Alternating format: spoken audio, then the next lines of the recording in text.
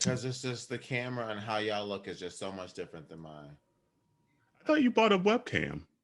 I did buy a webcam, but y'all still looks just stunningly glowing compared to my I look team light skin. I look like a relative to Meghan Markle right now. Okay, like relative.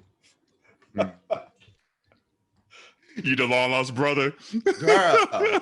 Like, look at this. I mean, you could not tell how brown I am. That is true. She over there. That's Rachel Dolezal over there. Look, she right down the street, girl. Too much. She said, I might then cut this hair off, but I'm still repping the blackness. But I'm still black. Look, that's why I had to make sure I put on the Prince shirt on today, girl. I was like, look, we in the same mind frame because I got the game blouses shirt on. That's oh funny. yeah, blouses. Okay. Hey, aunties, it's Dewayne Q from the Affairs of the Heart podcast. What's brewing today? Introducing Auntie Queenie. Ask your aunties. I need more dick. And tea time with Meghan Markle. So get your cups ready for Minoritea Report.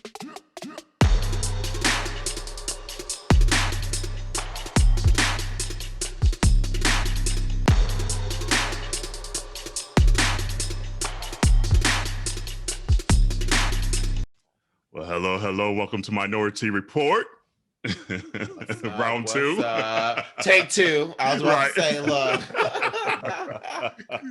Kerel's having some technical difficulties this week, man. But anyway, you're going to hear a fourth voice this, I almost said this morning. I see I'm tripping already. This evening.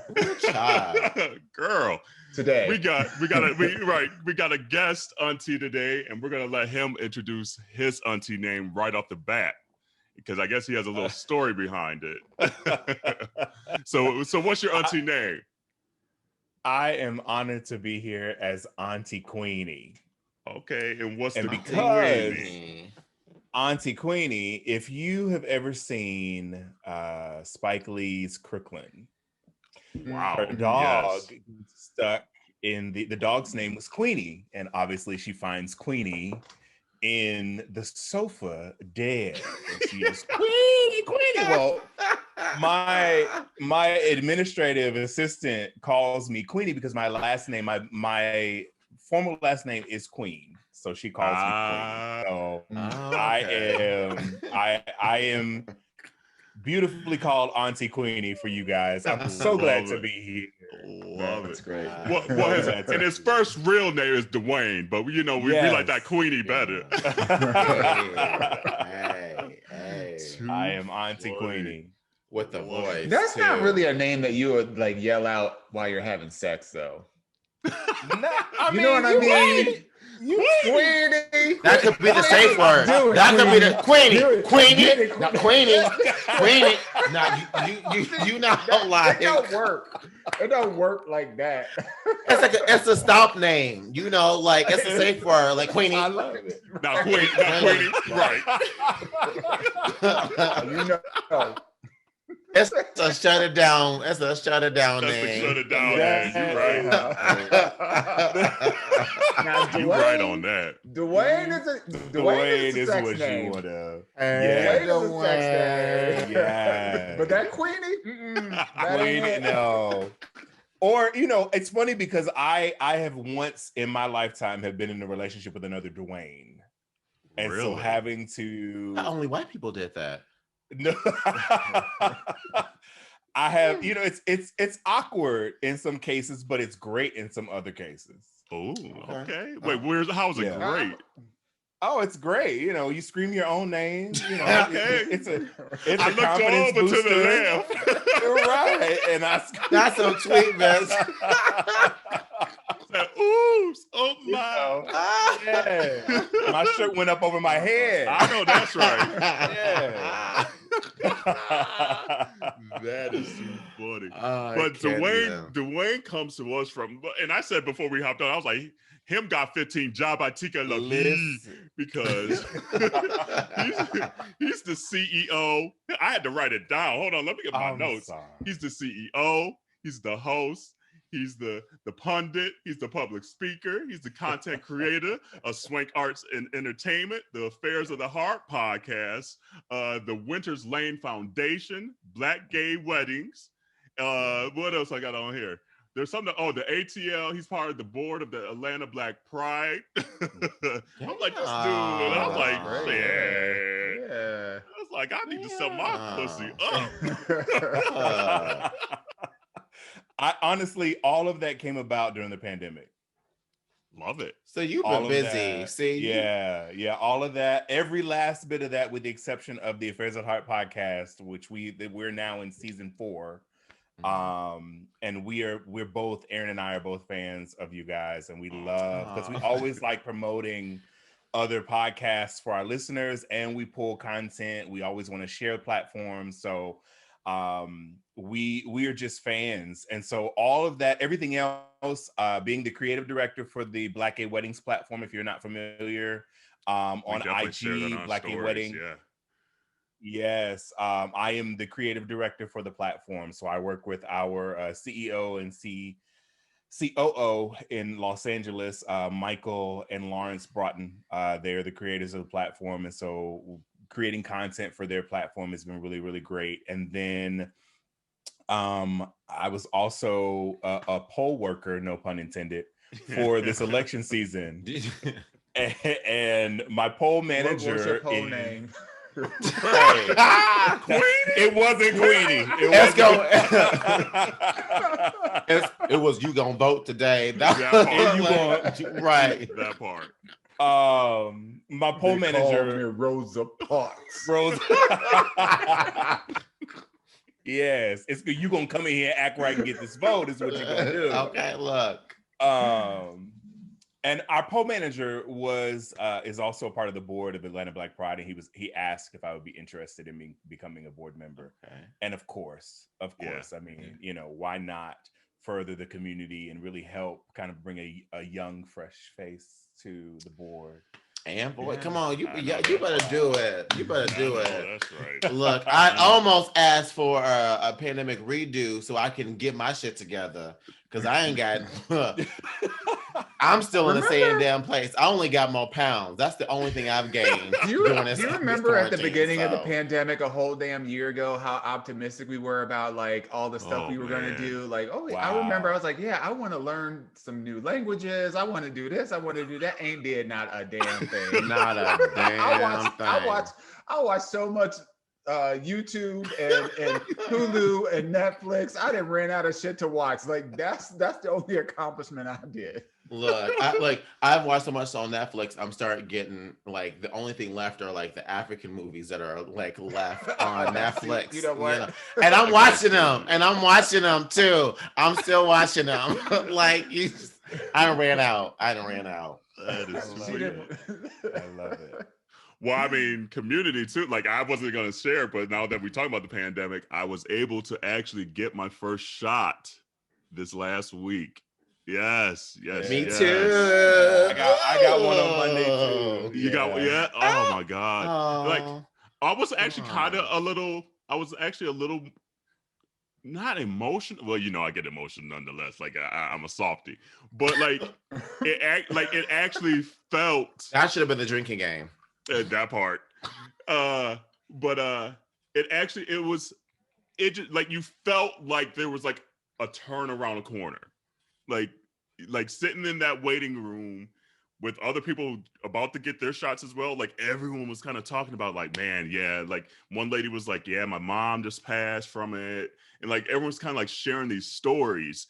And you're just like, wow, this is actually pretty powerful to know that literally they're about to call my name to put a vaccine in my arm. That's going to hopefully get us around a corner. I mean, obviously there's more variants and things like that, but there was some kind of light there. And just to hear people sharing that, like strangers chilling out here, talking about this and the shit they were going through this past year, I was like, damn, that's cool. So yeah, wasn't that dramatic.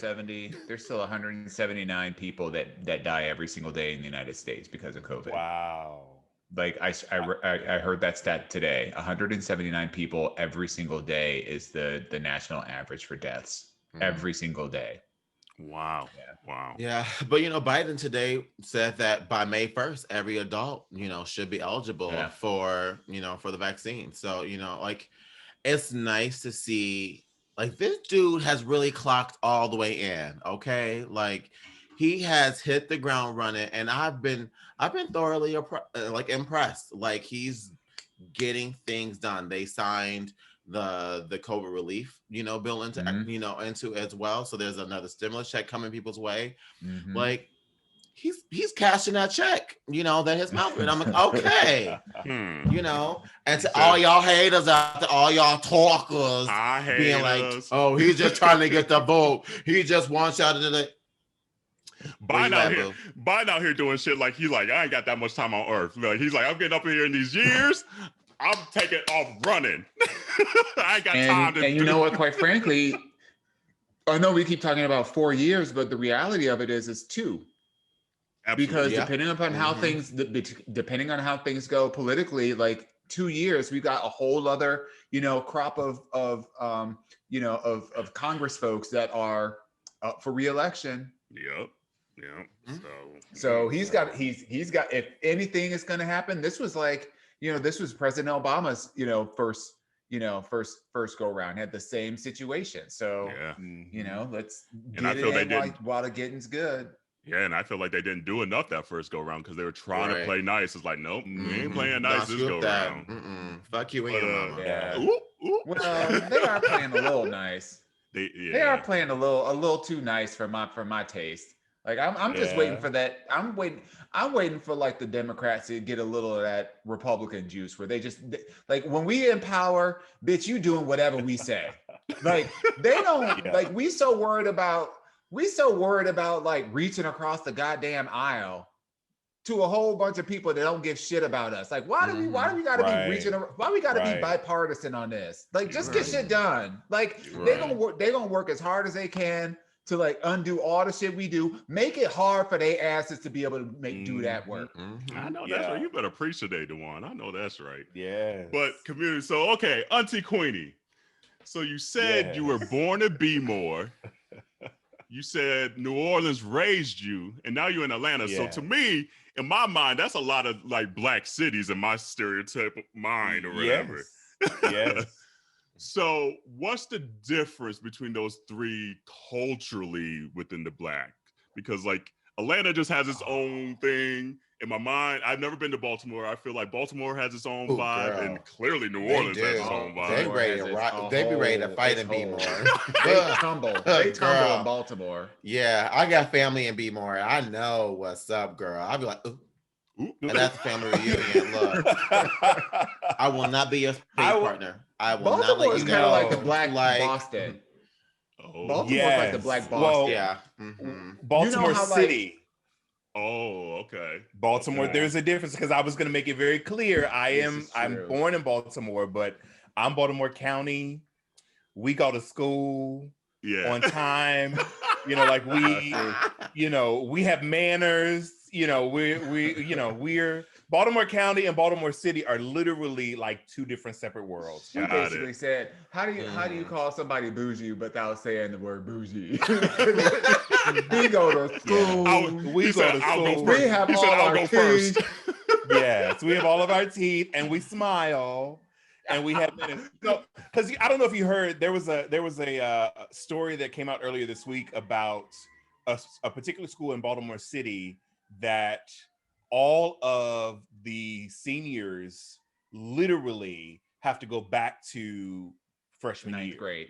Yeah. Because they all either missed multiple days of school, too many days of school, their grades are poor, like and the point parents, average more than 50% of the class, the senior class, has to go back to the 9th grade because somehow they pass all the way through to the 12th grade with no more than a 0.15 grade point average. Yes. More than I think it was like 64%. They just got pushed through the system. Yeah. But like, how do you get a 0.15 grade point? Like that means you got maybe a D minus somewhere. I mean No. AD, like AD, Right, maybe singular. 2. That's it. In 4 years. So you flunked everything else. And you got like AD, maybe a C, and that's it. That pisses me off. Like well, on a whole other level, because that the- just goes to show how they do our people when it comes to education.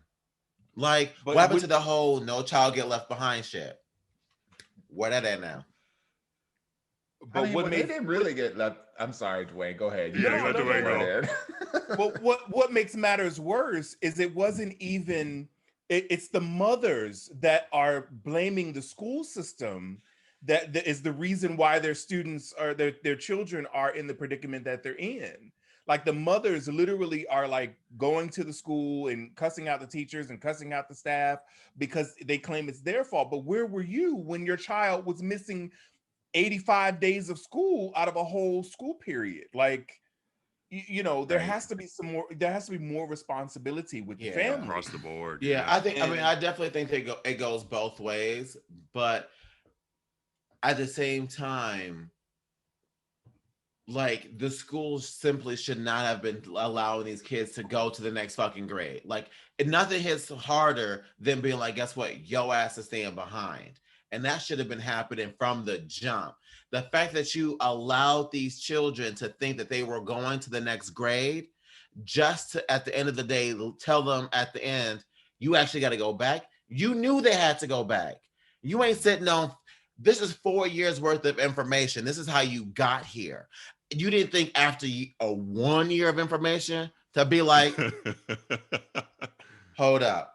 We ain't going nowhere. This you'll stop right here, homie. You need to like stay put. No, So like I personally would have been pissed off. I'm like, why would you even say my child's a sophomore? Why would you say they're a junior or even a senior? It's part of that false hope. You're feeding them being like, oh, you're doing great. You're doing great. But you know the answers, and the answer is that they're not. Well, I guess is New Orleans like that then? Right. No. So to the original question, you asked about the cultures in the different areas. Baltimore will always be home because that is where the majority of my immediate family lives.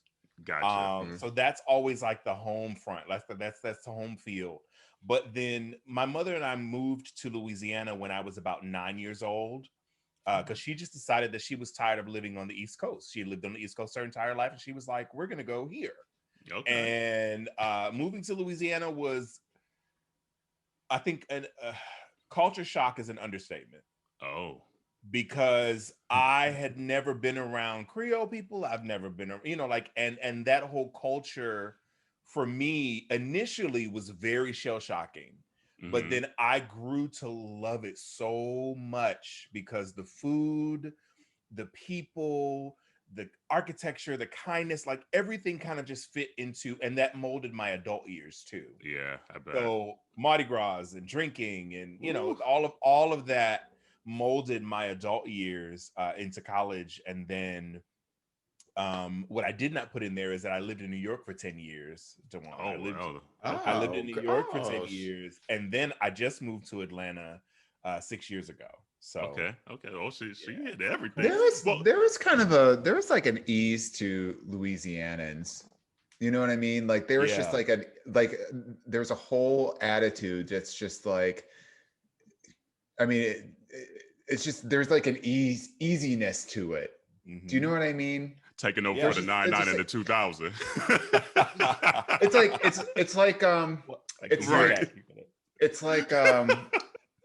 what is it? Damn it, it's in Georgia. Not Atlanta, but the other one. Savannah.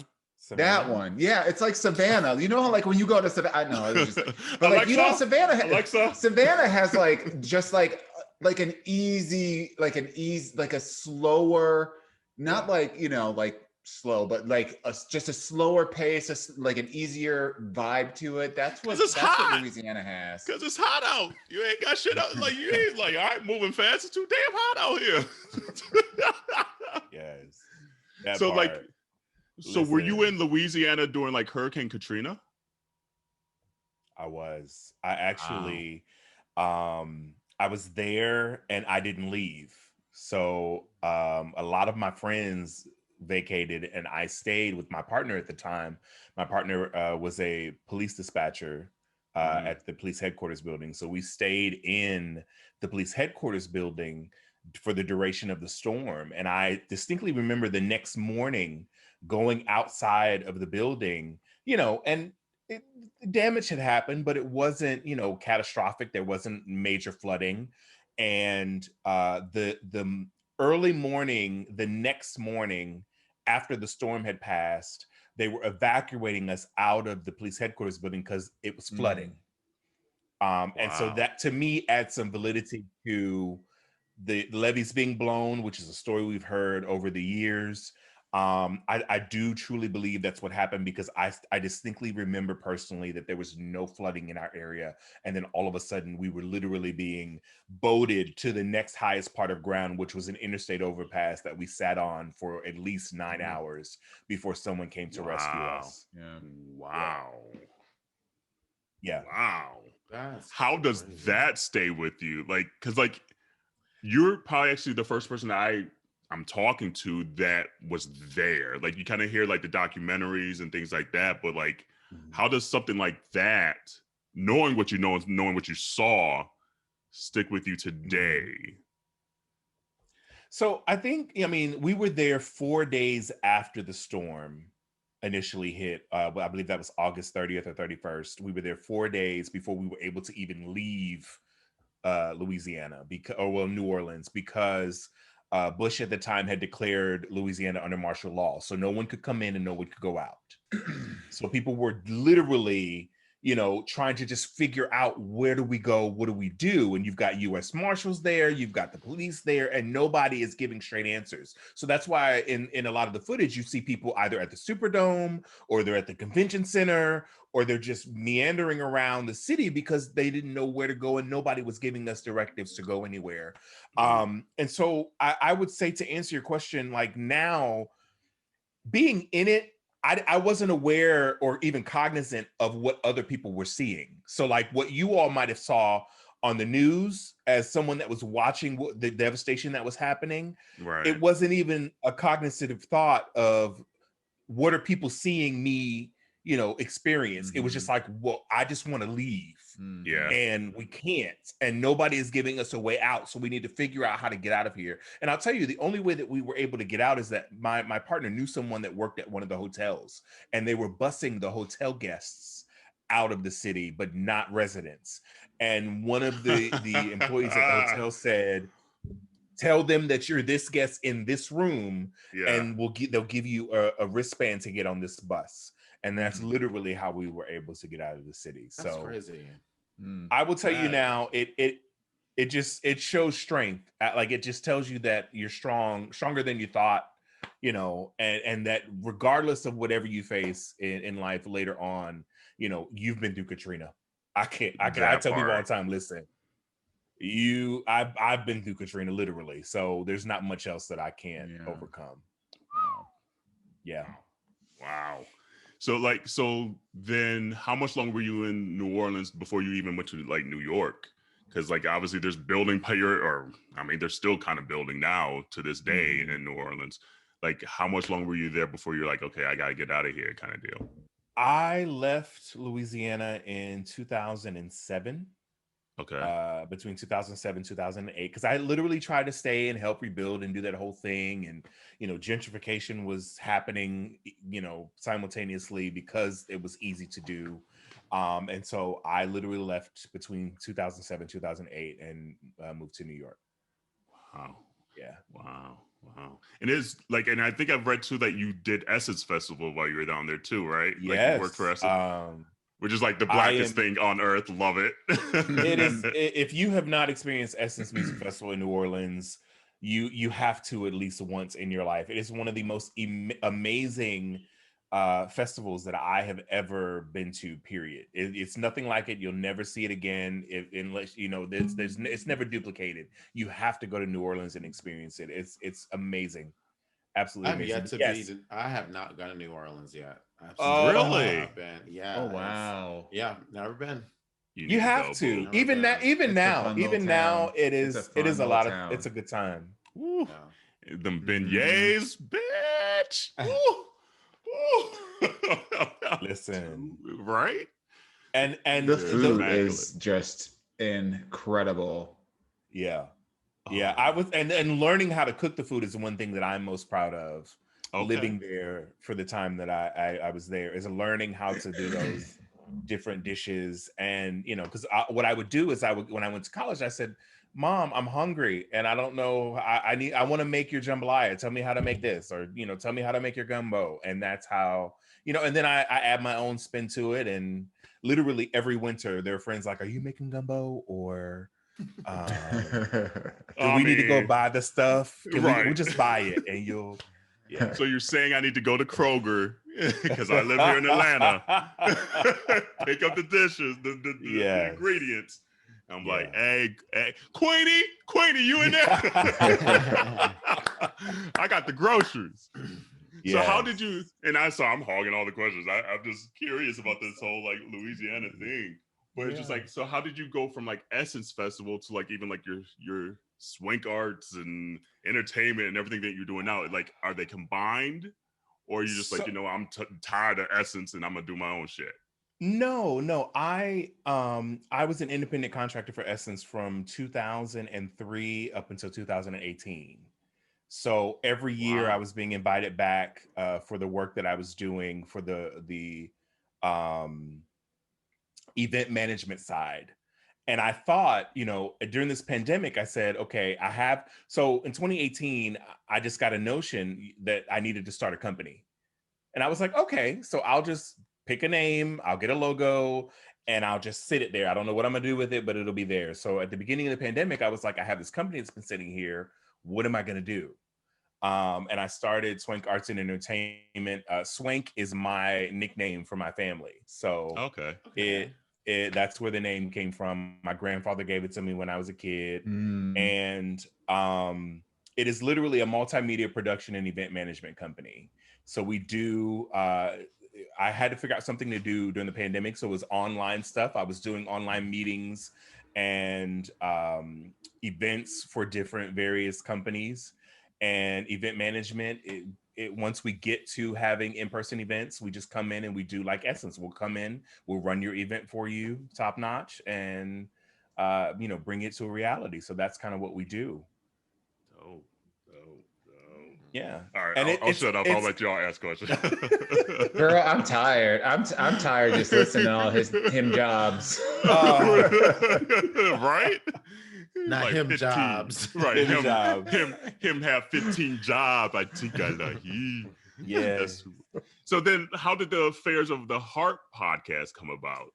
Because that's with two other gentlemen on there. So So the Affairs of the Heart podcast came about. Aaron Lee is his name. Aaron, it was his baby. It's his idea. He wanted to start a podcast. Aaron has an extensive background in radio. Gotcha. And he really wanted to do a podcast about love, sex, and relationships from a Black gay male perspective.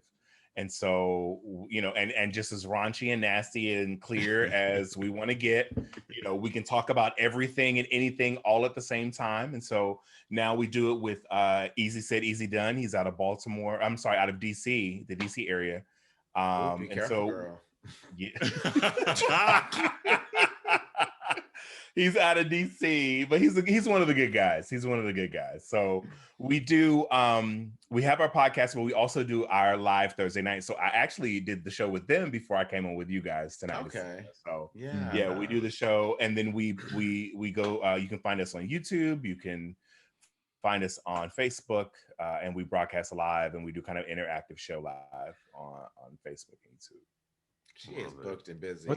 What's the most surprising thing that you found doing a podcast?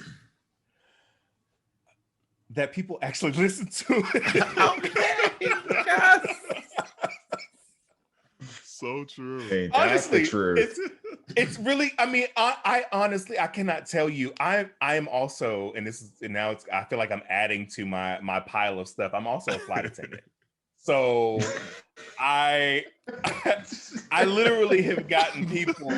If y'all ain't got no job, that's because she didn't took your job. Okay, Right. let me just tell that right now. We're in a pandemic, and she like check. She's check. like, I'm the head of HUD. I'm a brain surgeon. She stays the books, honey. Right. She just has to. Well, what, I mean, yeah, let me.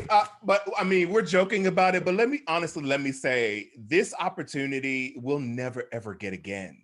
Yeah, true. We'll never get the opportunity that we were fortunate to have. I mean, I know the pandemic is catastrophic. It sucks. We've lost a lot of people and a lot of family members and friends, but that was an opportune time. I looked at it from a perspective of, it was an opportune time to realize what I had been doing versus what I wanted to be doing. Mm-hmm. That part. I was giving all of my time to Delta.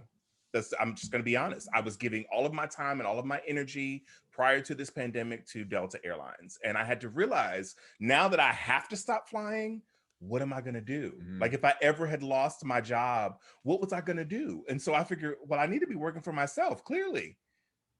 You know, and so that's how all of these, and honestly, I just started Swank Arts and Entertainment, and everything else came, you know, thereafter. It was, we see what you're doing, we see the content that you're creating, we're great at it. Can you do this? Would you like to do this? Would you be interested in producing a movie? Absolutely. All of these opportunities just kind of came out of the woodworks from that. So, but I also think it speaks to a person being ready to take advantage of the opportunity, right? Because there are a lot of people that say, that they have hustle and drive, and when given the opportunity, what you driving? You ain't driving nothing. A hoopty with no gas. Like all that jibber jabber about, I'm gonna make my millions and I'm about to do this. But when you're handed the opportunity, you have to be ready to kind of step into it. And this is really a telltale of someone who just took an opportunity that was made available and turned lemons into lemonade. And I'm sure looking back, it's like you probably couldn't have written that kind of narrative for yourself, but it's amazing how things have turned out. Yeah, I agree. Honestly. I love hearing stories of people who have used the pandemic and really taking the time to really invest in themselves and the pandemic. Like you said, like this amount of time to be home and to be present in a space that is yours, and to have that time. Because before this, so many people were just going through the days, like you were getting up, going to work, sitting in traffic, coming back, eating, going to sleep, getting up. And now, like, having, when you take away your commute times, you take away all the other stuff that you were doing, because we can't do nothing else but work basically right now. Like, it's the perfect time. So kudos to you, because like we were saying earlier, I had all the dreams. I bought a guitar. I also speak Albanian. I was supposed to lose weight. I didn't gain weight. The list goes on. Okay, like where's the guitar right now? I just want to know where the guitar is. See, he listens to that. It's in the living room. It's a prop. It's a prop for decor. It's decor at this point. Okay, like Piers has it set up right there by the window, so that when the light beams in, you can see it sparkling and stuff. But that's it. Be in the background, the pictures and everything. Literally that. She like one of them kids that go to that school that got all them D's and F's. First off, the truth is, I wanted to take lessons. Your whole house is a graveyard to all the stuff you wanted to do. Honestly, you'd be surprised. I normally spend my money on stupid stuff like clothes that I never really wear, or my love language is gift giving, so I love to just buy other people's stuff. So that's typically what I do. But the guitar, like I bought it in like October before the pandemic had hit, and I wanted to take lessons, but of course the holiday happened, birthday came around, and then boom, we're in the pandemic. And so I didn't really have the time to invest in it. But I want to take lessons. But this whole like, oh, we're gonna talk about it over a webcam. I'm like, no, I need you to be like, your fingers are crooked. They look halfway bow-legged, but that's for legs. Like, I need you to be like, you know, your fingernails are too low. What's with this pinky nail, bitch? Cut it off or something. You know, I need something. But this over webcam, I can't do nothing. That's an over webcam. No. I know that's right. So then you said 6 years ago you moved to Atlanta. So from New York to Atlanta? Yes. So okay, we already know New York. New York's everything. So what made you go from New York to Atlanta? So the it sigh. was really honestly, I know. Because, you know, initially I was actually going to leave New York and go to LA. I was hell-bent on going to LA. And I thought, why go from one very expensive place to another one? So let me take a detour back to the South for a little while. And our corporate offices obviously are here for Delta. Right. So I thought, well, let me do some corporate work while I'm here and then give it maybe, I said 5 years. I was like, I'm going to give it 5 years and then I'm out of here. Cause I've never had a desire to live here ever. Yeah. So we're at 6. I found a man. So, okay, there we go. You know. Oh, she's blushing.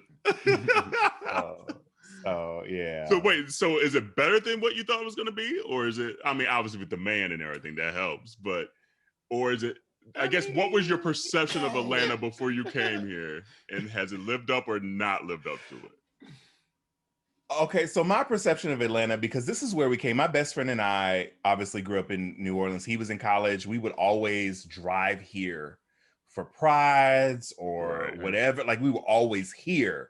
And so my perception of Atlanta has always been, obviously we call it the Black gay Mecca. That's what it's been. And to me, it was nothing else. Because that's all we ever did. So I was like, I don't want to live there. But with all the Black gay men. I don't want to live for what? Because all y'all do is party. Like I don't, but it really turned out to be something that I needed for growth that I could not get in New York. Mm-hmm. I couldn't have gotten, I don't know that Swank Arts and Entertainment would have existed if I still lived in New York, to be quite honest. It settled me into a space to expand, but the expansion could not have happened in New York, in my opinion, because in New York, New York has always been my heart. And I majored in musical theater in college. So I was dead set that I was going to be the next Broadway kid, honey. Yeah. We was going to bop my for the rest of my life. And that's what it was going to be. But it didn't pan out that way. But I made some lifelong friends that I needed those connections in order to pivot to where I am. So love that. Yeah. Love that. Yeah. The Black gay Mecca. It sure is though. it's something. Listen. Atlanta's a different beast. It really is. And I said, are y'all sure? You sure you want me on your Pride board? You sure you want me to do that? How long have you been on that board? Because like Atlanta, like for a lot of folks that don't know, some cities I guess have it. Like Chicago has it too. A lot of cities do actually. There's like Black Pride, and I guess Dallas had it too. Now I think out loud. Yeah, there's Black Pride. Yeah. And then there's like gay pride, which is pretty much white pride. So like, but like Atlanta Black Pride is like, it's everything you see on Instagram. everything you see on Instagram is that times 20 billion. It's insane. So like being on the board, especially like say this year, 2021, what are your priorities? Because clearly we're still like in the pandemic and things like that, even though last year it didn't matter. It kind of went on anyway. But it's just like, how do you make maybe some of the stereotypes of what the gay Black Mecca of Atlanta is maybe maybe not fulfill some of those, or it maybe fulfill others. But like, what are the priorities of the board, say, of this year for Atlanta Gay Black Pride, which is Labor Day weekend, if you don't know, folks? Yes. Thank you for that plug, because we need everybody that wants to come and that's vaccinated and wear their mask and wash their hands. It truly, for me, like, coming into the situation, there were things that were my personal objectives that I needed to see happen. Number one, I needed there to be a lot more inclusivity of the other letters of our family. So I need trans activities. I need intersex activities. I need conversations that, even the bare minimal conversations around gender identity and things that we don't talk about or in my perspective don't talk about enough in the Black community, right? Mm-hmm. So for me, it was like they laid out the timeline for the week of the activities that they had planned, and they have some really great things. And I think what we miss is that everybody comes here for the parties and the sex. Let's just be honest. Absolutely. You don't look up the official event stuff to be a part of the film festival or the speakeasy, which is the spoken word event, or things that are actually enriching and educational. And all this stuff has always gone on. You just choose to do other things, and that's understandable. But my personal goal, again, was to make sure that we had all of those things that we're used to having, but let's be inclusive and start a trans, award ceremony, brunch or something, to where we honor the trans people the lives that we've lost in that year. And let's, honor the trans men and women that are still fighting to make sure that we have the minimal equalities that a lot of times what we miss is that the trans community fights for everybody, but nobody's fighting for the trans community. That part. Yeah. And so it's really been a personal goal for me as a cisgendered Black gay male to really be an ally to the trans community, and really stop the despondence between the letters of the community. And so it's been a personal goal. And so setting those examples, making sure that everybody feels welcomed, in Pride, which is that's the purpose. And then enriching everything else that they have going on, connecting with the promoters that are going to throw the parties anyway. So why can't we bring them to a table and say, okay, now listen, we know y'all want to make your money. That's great. But you have to be official, and you have to make sure that what's happening at your event is something that's going to be, enriching to the community. Yes, we want you to have a good time. We want you, but let's make sure that we have enough security or police present to make sure that these fights that we keep seeing on social media is not the overarching story of what Pride actually is. You know what I mean? So all of those things are passionate things for me that I'm bringing to the board, whom, they're not younger, but they're not as, there's an age range. So I have to come in and say, hey, this is what's happening. This is how we mitigate it. This is, we need to approach those, Instagram accounts that say they're Atlanta Black Pride, that is really not Atlanta Black Pride. But we need to make sure that we're doing the thing that we need to do to make sure that we're visible and they see us, so that we can change the face of how Pride looks moving forward. You just said a whole word. Where's my tambourine at?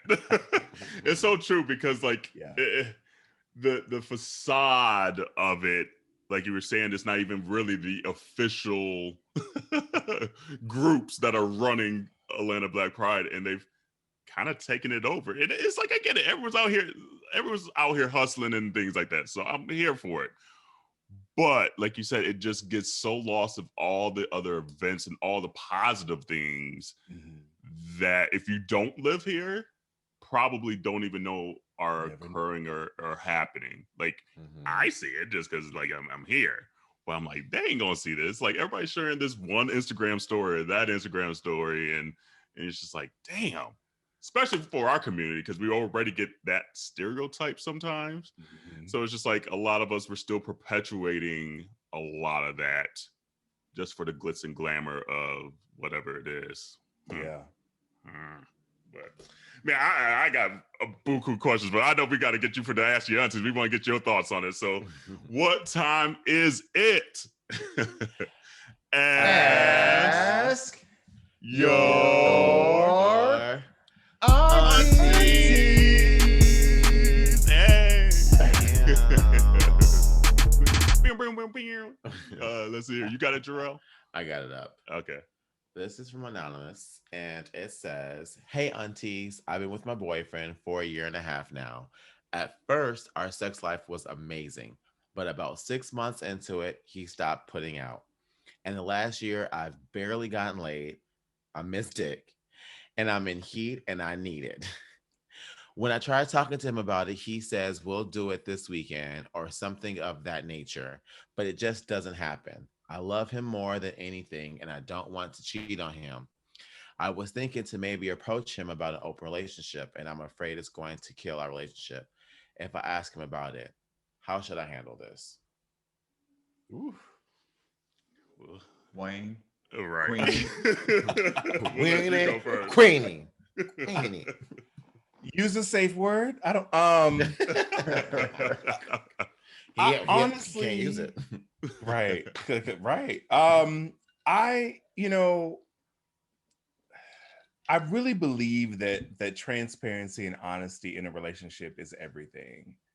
And so I would, have a conversation with him, just let him know that something's missing, and you can't really pull from a deficiency. So you need to find out why he, stopped 6 months in, and why, it's something that you need and you miss. And it's really about communication. If you guys communicate what's happening, then you can kind of fix it and figure it out, because there's obviously something there. Or it may not be something there, and there's things that are happening in life that then kind of pull you away from the intimate parts, and you've got to find out how to get back to the intimate relationship that you have. I think that's my advice on it. Yeah, I'll piggyback. I'll piggyback on that, and because I firmly believe that this is really a communication thing. I think that it's interesting that the default, solution is to talk about bringing somebody else into a situation where the sexual compatibility, at least right now, is not there. So I don't know how that's going to work. So that threw me for a loop. I would probably suggest not to do that. But more importantly, have a conversation with your partner about, what can you do? Because, listen, we're all in relationships, and that have been pretty substantial, and we all know that there are ebbs and flows, and sometimes they're hot and heavier than others, and sometimes there's a few droughts, and those aren't fun, but usually there's a reason for that, and I would start to look at and start to examine, what are all the areas of the relationship that you are, that could be the culprits, because a lot of times, sex is it's a health indicator of, what's going on with the context of your relationship. And there could be some outside things that could be impacting it, work, stress, things that are going on internally, whatever. There could be trust issues, that are unresolved, so there's a lot to be examined, but I think, to Dwayne's point, it starts with a conversation first. And I would highly recommend not suggesting a third, at least until you figured out what the root of the issue is. Yeah, I agree. Especially it's only 1.5 years into your relationship. So from someone that's been in it almost damn 9 years, there's just so many things you still have to go through in your relationship to ensure that's a solid foundation before you kind of open it up at that point. At least personally, I think. But I agree. Communication, I mean, that's honestly 99.9% of the issues in any kind of relationship in our lives is a lack of communication or expressing maybe even expectations and things like that. And it could honestly, I know you said maybe a health indicator just for the relationship. It could be literally a health indicator for the body, because I mean, like maybe low testosterone and things like that, and your hormones are shifting or whatever it may be, literally affects your libido and things like that. So like a conversation definitely needs to be had.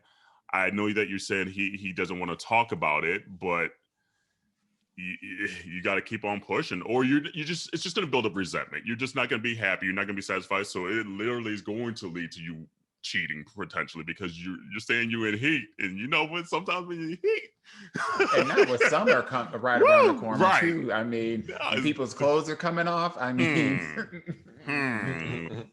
skies out, thighs out. You know, I mean, come on. For now, all we know, for all you hit on something pretty interesting, because for all we know, he could be taking Rogaine, and his like libido is just like it's a side effect. Do you know what I mean? Like there could be some other things that are going on. Absolutely, especially for just to kind of like, it seems like it kind of just out the blues went off, you know. So I don't know, and obviously, and I think this came in during the pandemic, this question. So the pandemic has just done a whole lot of things to a lot of the relationships and just personal mental health and things like that. So I think a check-in is definitely in store. However, you could make it comfortable to have the conversation, like make his favorite meal, give him a bath. It's like, I don't know, but make it comfortable for him to maybe want to open up. Because I think if you come a certain way, that you kind of instantly become defensive. You don't. That's why he's like, I don't feel like talking about it. Like, especially when things like vulnerable about sex and things like that. If you come the wrong way, you definitely ain't gonna get laid. So, yeah, I agree with y'all. I mean, honestly, I think I may lean a little bit more into what Dawon was saying about like, you know, like that kind of sexual compatibility. You know, like it could be something along those lines, and you maybe just didn't realize, because that honeymoon phase is very easy to get caught up in that honeymoon phase when you first started, and like, oh, I'm booed up now, like, one dick, you know, like I don't gotta shop for it no more. How you like? One dick. You know, like you don't gotta do anymore for dick, you know. So like it's very easy to get caught up in that and miss having those type of conversations. But it also could be, I mean, you might have to ask him, real talk. Maybe he ain't talking because maybe you're ballet. I mean, that could be too. You know, he may be trying to save your feelings, you know. So, you know, back to like they were saying, communication. You're gonna have to figure out how to get that information out of him, because the problem could be you, boo. You may not be tight enough. You know, it may be tight enough. You may not be clean enough. You know, look, okay. Conversation. No, I'm cool. I'm good. You want somebody to know? No. Ooh, I'm tired. Ooh. Oh, look at the time. Y'all crazy. But I mean, it's true, because like y'all said, you know, most of the time, not most of the time, but often when, you know, your partner's not putting out or something, like there's an indicator that there's something going on in the relationship, because it's emotionally there's something that's attached to it. And it could be along those lines. You stink. You just don't want to hurt your feelings. You know, he may be trying to battle his own demons, being like, how do I stay in this? How do I fuck you? You know, I'm just saying, like, what do we tell people at the end of all of our episodes? Wash your hands, wash your ass. You right. I mean, he might be trying to save your feelings. That's interesting, though. That's interesting, because, like, I mean, I know we're joking and maybe not joking, but a lot of times we look at our partner or husband or whatever and think all the onus is on them, what they're not doing. Mm-hmm. And maybe it is something in us that we're like, what are we not? Maybe we're not like the episode where like morning versus night and things like that. You know, I'm still embarrassed. What's the difference between morning sex and night sex? What you talking about, girl? But it's just like, maybe you gotta give a little more to make him comfortable, him or her comfortable. It's like, if you like it at night, maybe you just gotta do it one time in the morning when he's ready. Mm-hmm. And that shows that you're putting the effort as well into it to make your partner, your husband, your spouse, whatever, comfortable as well. So like that's an interesting point to kind of like look within and make sure that you're doing all that you can to get what you ultimately want, which is dick. Look, I just walk around the house in my underwear just to check and be sure I still got it. But like you see me? Okay, cool, we good. All right, like just to like make you sure. doing now. You probably ain't got no pants Bitch, on. I show ain't no bitch. Ow, show don't, bitch. Ow, show don't. Show don't. The day we don't do a drinking game. Right. Yes. Community, you better watch YouTube because she stood up. She showed all the cake. So y'all watch this one on YouTube for real. But I do feel like, there is another part of this whole equation, like when it comes to sex. I mean, some people are just wired differently. There are some people that are wired to have sex and they're at the ready at any time. And then there are other people, and I'm not like that. I'm not wired that way. Like it's a production. Like you gotta get the wig ready. Okay, look. The mood has to be right. I gotta feel it. But but some people, like I'm this way. If I feel like sex is obligatory, like we're just doing it just to do it, then I'm not into it. I'm just not into it, and my body will not like perform in that kind of way, So there could also be is this a thing where your partner feels wanted by you versus that the sex is just an act to perform, because for me it's the love making. It's an expression of passion. It's not just about getting it in and getting it done. Although there are those times and places. I was about to say there are some times you're like, man, right? Like, okay. There are those times, But again, that's that duality. Like some people, I know guys and girls that can do it anytime, anywhere, 14 times a day, not even think twice about it. Doesn't even matter, right? 14 times. Wow. I'm not wired that way, and I think that there are other people that, and we're probably in the minority. Like there's a lot of us that are just not wired that way, no matter how much we love our partners, no matter how much, like we how committed we are in that relationship, etc. We're just not wired for just like the transactional sex. You know what I mean? And it's hard to date someone like that because my last serious relationship, I was with this person for 3.5 years, almost 4 years. And it was very much that like, there was no way for me to keep with this person, and then we found ourselves, like trying to open a relationship because I couldn't keep up, and that's also what that was. Like, you were absolutely right. That's a real thing about someone's sex drive, just being literally in overdrive compared to, to the other individual.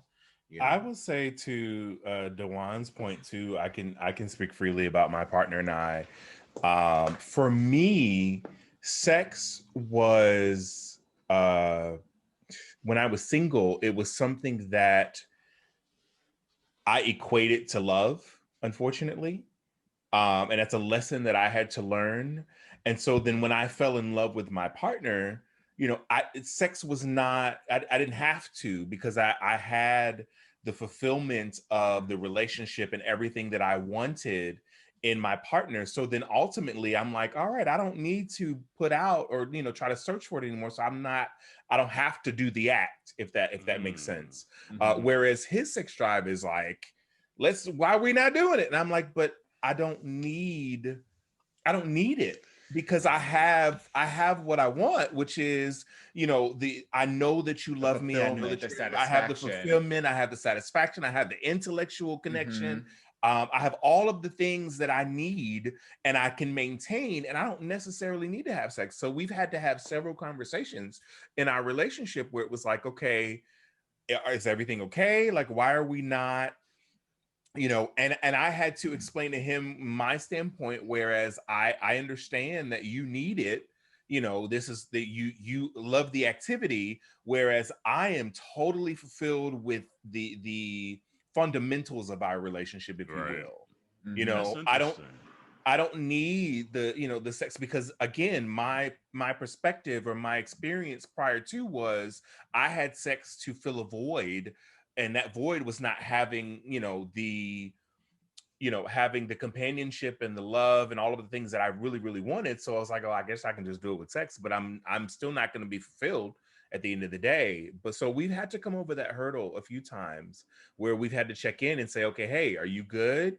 I'm good. Oh, okay, well, let's do it. Okay, we're good. All right, you know.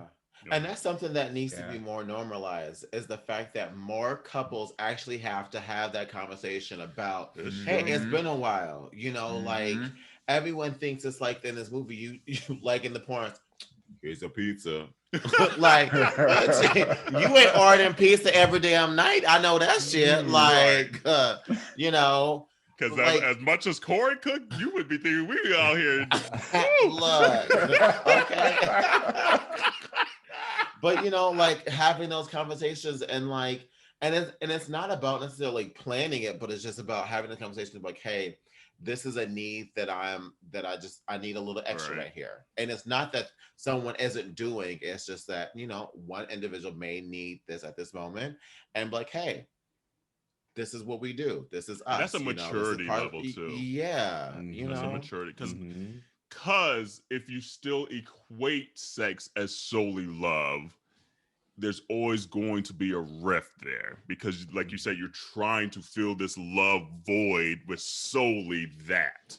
And there's not going to be a way to just, you're not going to get enough love. You got to see the big picture and the full picture of a life together with someone, or a life together with multiple people, whatever it may be. But if you solely only focus on that, it's going to be trouble in this relationship, the next relationship, the next relationship after that. And you have to be able to do the work to say, hey, I have an issue or a problem, or what am I doing that, you know, is like, why am I having so much sex and I'm single? Well, what void am I trying to fill? Yeah.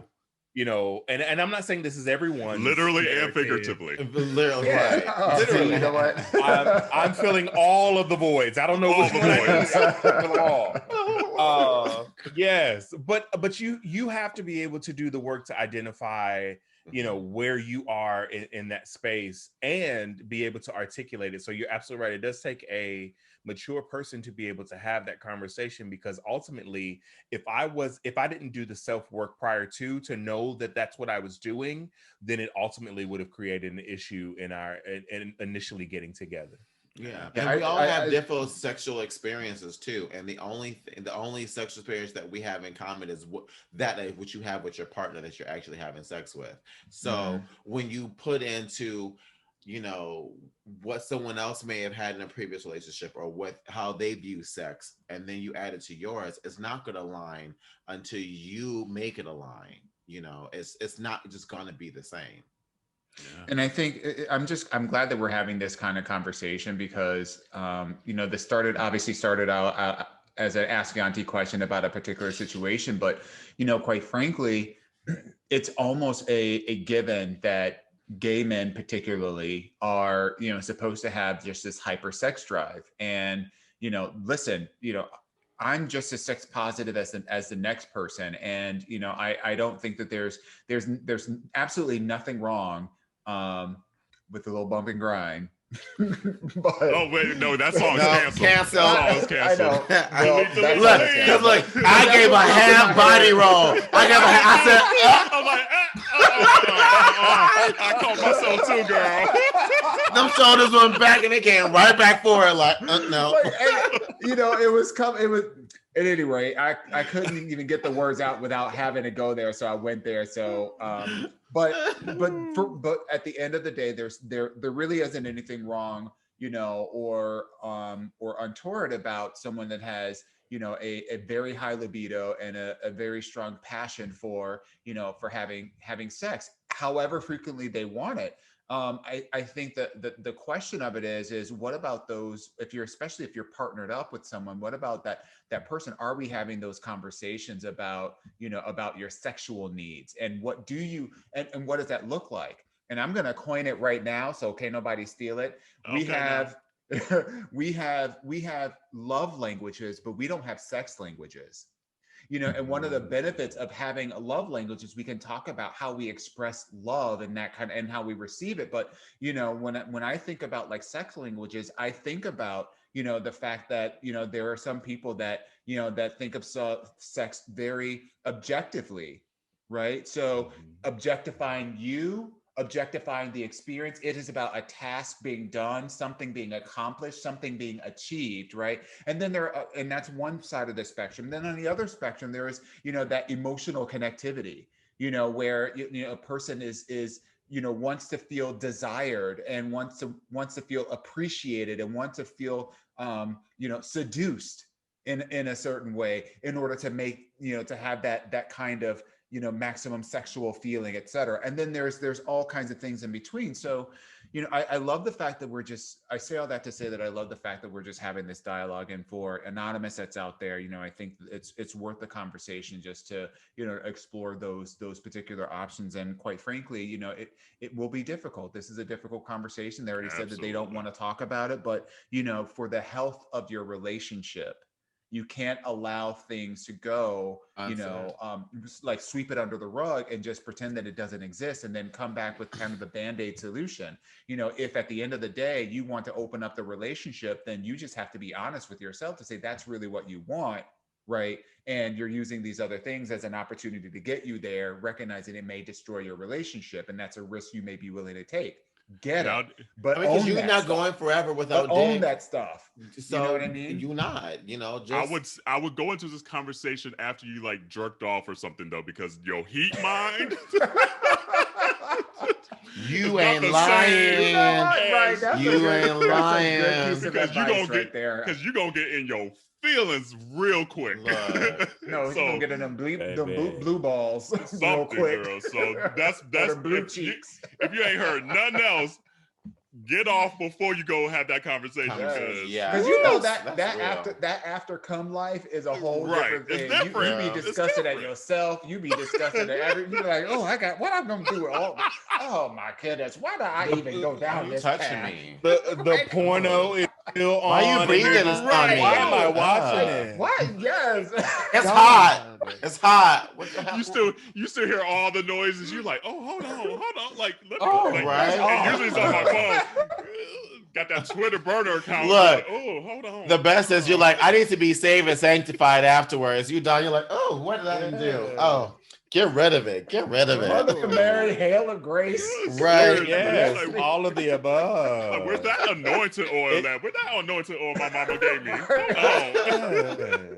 But anyway, continue to send your Ask Your Aunties questions, aya@minorityReport.com, or DM us. You know how to find us. But we love these questions, obviously, and a lot of times it sparks other thoughts that might not have initially come to our mind. So continue to send that aya@minorityReport.com. I know we're getting longer in the episode, but we got to talk about Miss Oprah, Meghan, and Harry. And I don't even know where to start. I'll just say this, and then I'll let y'all go, and I'll maybe wrap it up. But look, come on, cars. Come on, cars. We know we're starting. Okay, come on, Queenie. Listen, I had to go ahead. No, go ahead. I was about to say she was brilliant to get Oprah the Winfrey. That's all I gotta say. Like, there's no one else that could have done that interview that way. Yeah. To spark the needed outcome. No one else. It couldn't have been Gail. It could have been Barbara. It could have been who else? Who else out there? There ain't nobody else. Because Oprah is still the queen of freaking media. Yeah. Like, for as much as the tabloids are in the UK and all that shit, when it comes to Oprah, the world is still like, oh, hold on, Oprah speaking. Brilliant. So go ahead. Where do we want to go? I disagree in that sense. I think her story is honestly the most important thing to me. For sure. To me, I didn't care if it was Oprah or whoever. I just wanted to hear the story more than anything else. But I agree in the sense that because it was Oprah asking those questions, a lot more people were tuning in and listening. Her story got to go to a whole different crop of people that it would have if it was anyone else. So I do agree in that part. But come on, Queenie, what she got with the cue cards? Right. Unfortunately, I did not get to see the actual broadcast. Okay. However, I did some research as the media connoisseur that I am. I did the research on watching CBS's the Morning with Gayle, and they did an entire episode with Oprah the next morning and talked about specific things that went on in the interview. There was a couple of things that kind of stood out to me in particularly Harry and his ability to be open and candid about the palace life. Yeah. He was very, very, very open and candid about there being two lives that's happening. It's your actual life and then the palace life that happens, and they're really ruled by the palace life. Yeah. And I think he was very, very, very moved by the fact that he, as him being the youngest when his mother passed, and how I'm sure he was privy to a little bit of it as he got older, but he realized that it was going down the same path with his wife and his son, and he did not want that with his family. And he said, Megan, we getting out this bitch. He said, I'm pack your bags. Yeah. Right. He said, we're out of here. And the fact that the palace cut him off earlier this year, and he stated that he was able to make this move and step out of the life because of the money that his mother left him. Old ass circle. And I thought, I thought that was interesting. But the other thing that I thought was interesting as well is he mentioned a time that they were at some event that they did not want to go to, of course. And one of the heads of the tabloids approached him in regards to ask him, about their life and how things are changing, and if they were going to leave and all this kind of good stuff.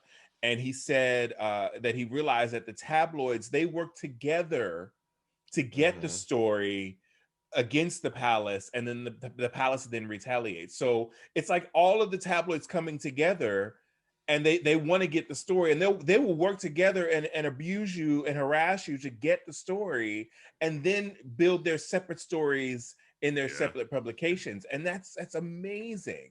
It's amazing to me. Yeah. Look, when she said they told her that she should keep acting to afford her own security, bitch. I sat there and said, say what? It's like, you ain't let me get the passports though. I can't get my keys, but you want me to act?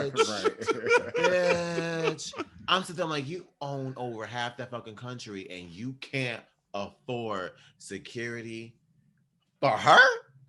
And then the wedding was $40 million. Like, bitch, you don't need them flowers. You don't need them balloons over there. Fuck 12 turtle doves, bitch. Like, what the? I could not. I was lost. And one of the biggest things that I loved is how he truly stands for his wife. Yeah. And I like that in that interview he owned that he was oblivious to everything. He owned to be a part of the issue. And that it took for him to start dating his wife to realize, damn, there's some shit like going that. on. It's like that. And for someone to choose that lifestyle, which is an elaborate lifestyle, and something that he's known pretty much his whole entire life, to own up to his vows and be like, I'm choosing you over everybody else. That's my commitment to God, was you before everyone else. Like, he's a literal prince, right? And gave it and gave it all up because that, one, the love, and two, the commitment. Like, honoring the vows. There's just something about someone honoring their vows to even that level. I'm just like, bitch. But that's what vows are for. That's what vows but look at the divorce rate though. The divorce rate is higher than the marriage rate right now. People are jumping ship like it's the Titanic out this bitch. Wee, bitch, they just out. Not we though. Like they out.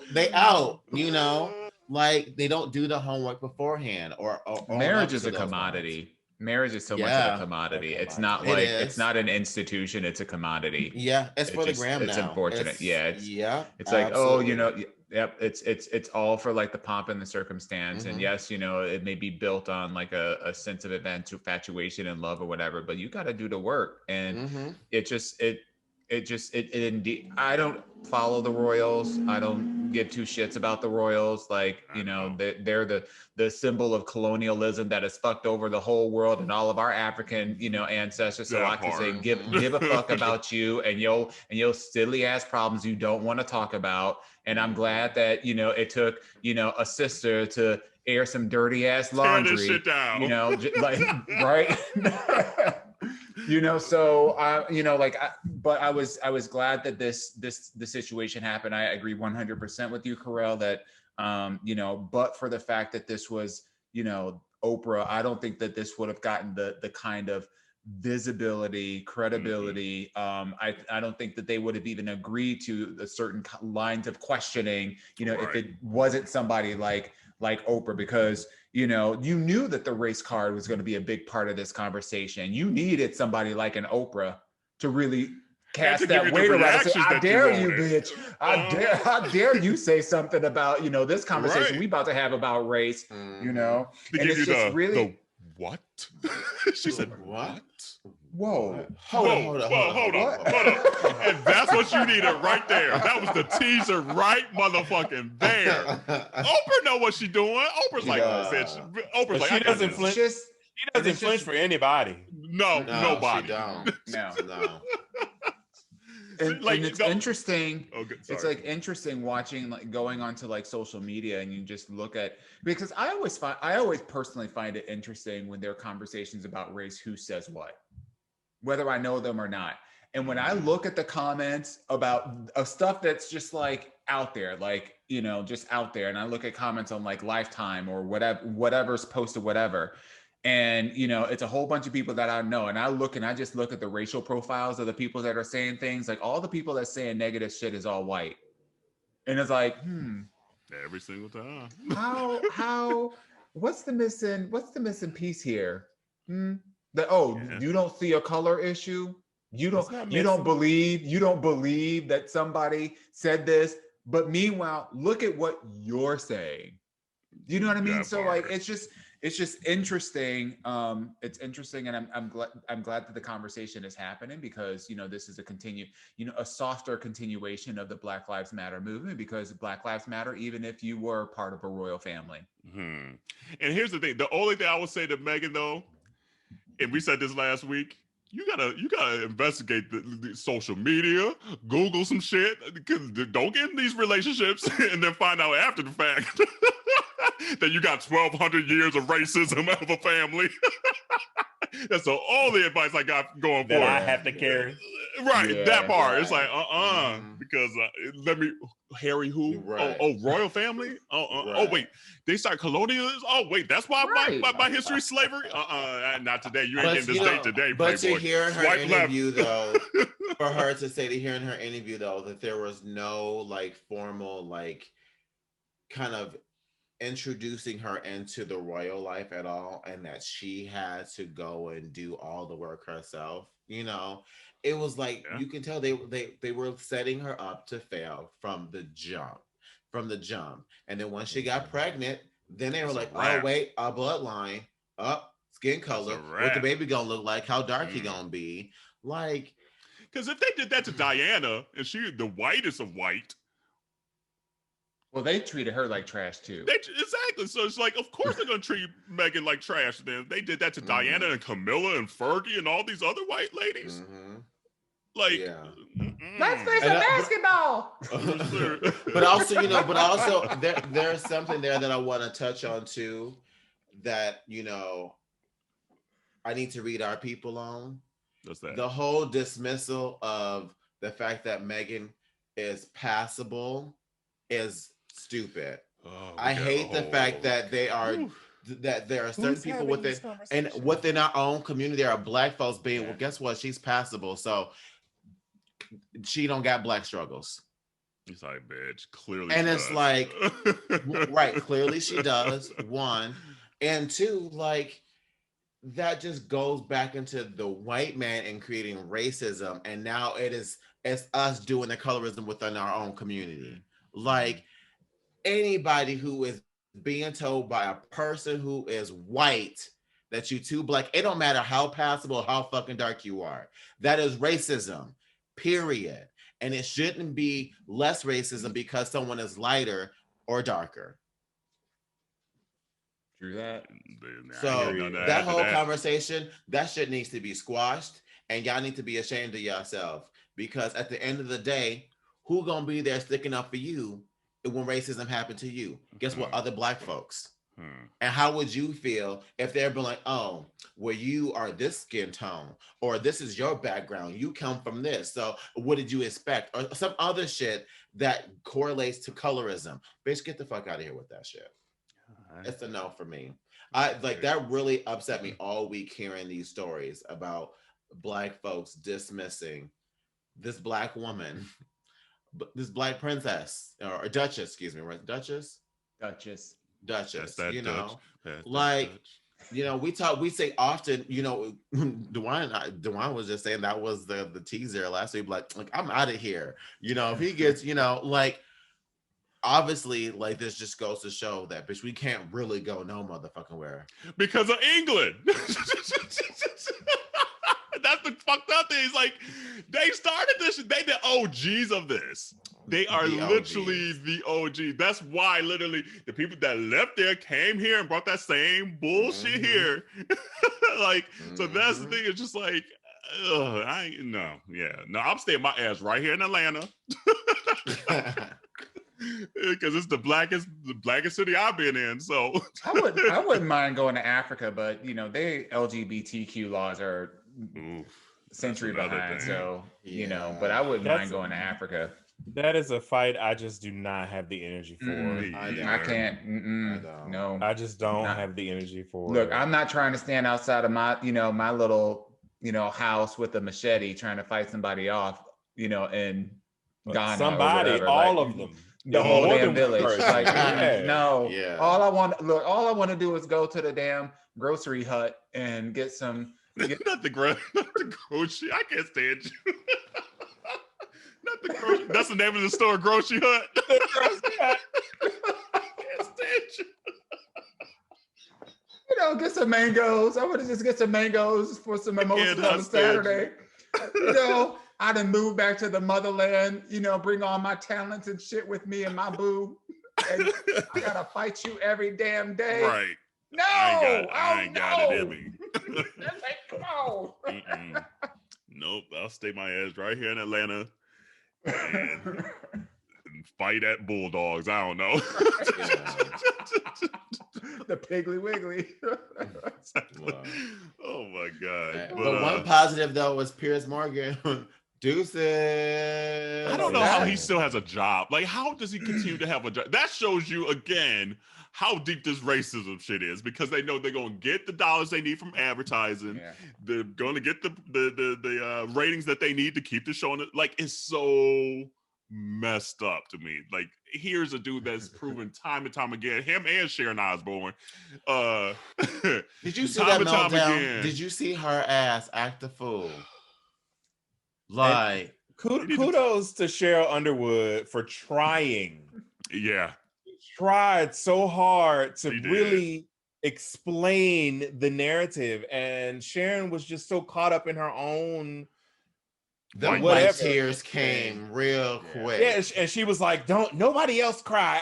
I should be the one crying." I was like, "Whoa!" Like, this is actually happening on television, like right now. So you are truly showing your ass. And then for her to be like, I'm 68 years old, I can't be racist. Bitch! I was like, I know. 68 years old. Bitch, Man. she... Take Piers, take Sharon, and Stacey Dash. All of them. Bitch. All of them. I can't... All of them. Bye. Why did she feel like she needed... Why did she feel like she needed to apologize now? We don't want to hear it now. Because she can't get a job. Basically. You can't get that check nowhere. Back. Look, she unemployed with Trump, so you know she like I got to do something. I got to eat. Otherwise, I'm about to be moving to Africa to go to the grocery store. They don't want her. They don't want her. They don't want her either. Look, someone said on Twitter, she should have talked to Omarosa for her apology tour before she started her apology tour. But you know what? I did. So 2 things came to mind. One, I don't know if y'all saw this, but OG Aunt Viv, she lit into that ass. There's a whole video clip of her lit into Stacey Dash's ass. You got to watch that. That's it just lit all. She called her a social media hoe and everything. Like like I don't give a damn. She's a social media hoe. She's saying it all doing this.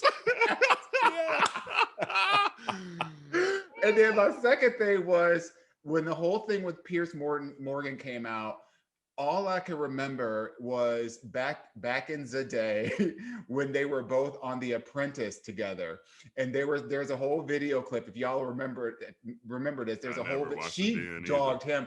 If ever there was a season to watch, that would be the one to watch because they put Piers Morgan and Omarosa on a team together, and she dogged him all the way out from the front to the back. And at one point, I forget who was the team. I think he was the team lead, and then. He said something like, you didn't pronounce my name correctly. She goes, I'm sorry, who are you again? What is your name? Like, I hate her so much, but like, she knows how to get under somebody's skin, like in a heartbeat. And I just love it because he's such an asshole that he needs somebody to dish that shit out for him. Yeah. So if he has a temper tantrum and runs off, bye, bitch. Bye.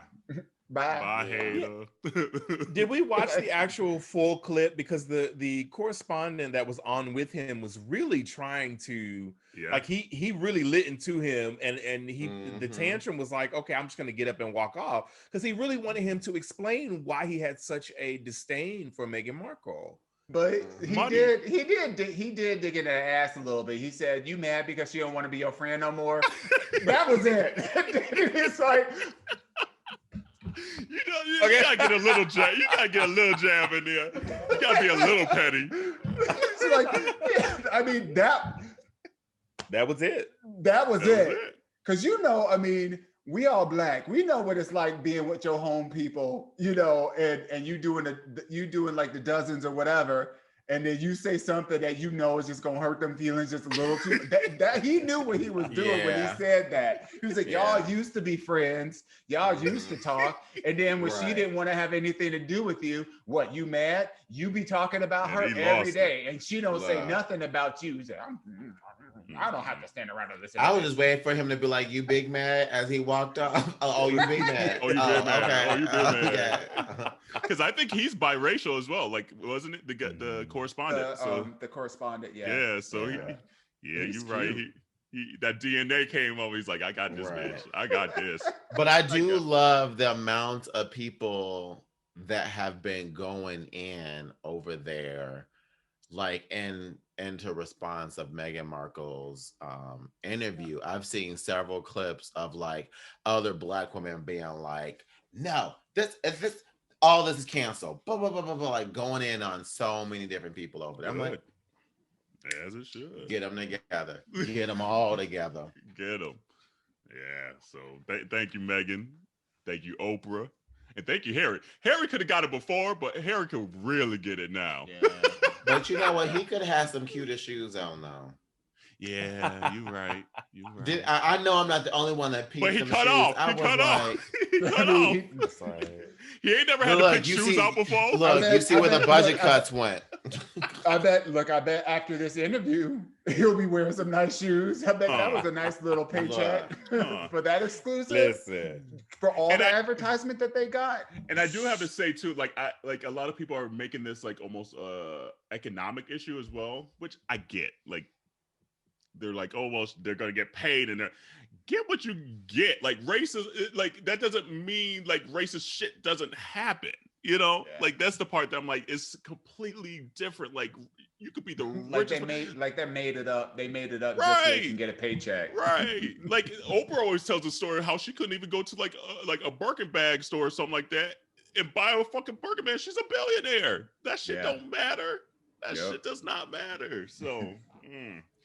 Anyway, I don't know. We had a whole list of shit. I know we get late in here. We got to play the manager name game real quick before. Oh yes. We get out here What's a So good did name? so the man, I'll give you a little quick rundown. A couple weeks ago, like before I got a haircut, the hair is long nonetheless, but I had a one-on-one with my manager. I threw on a nasty pig hat, and she was like, "What hat is that? What clothing line is that?" Da, da, da. And so I had to explain to my manager during my one-on-one, try not to say the name of the fucking company, because then she's probably gonna Google that shit and see all like jock straps and bulges and shit like that. So ever since then, Dawon and Jerrell have been trying to guess the name of my manager. And at the end of the year, we're going to reveal the name and see if they actually got it at some point this year. Okay. Beverly. Okay. Write it down. Yep.